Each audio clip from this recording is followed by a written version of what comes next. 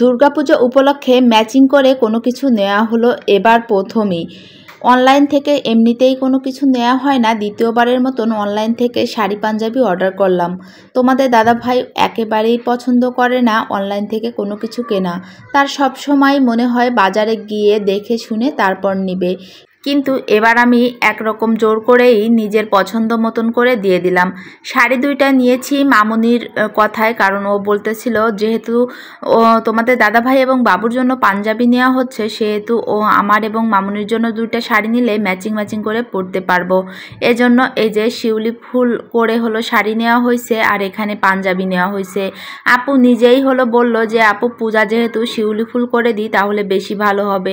আপুর ব্যবহারও খুব ভালো ছিল।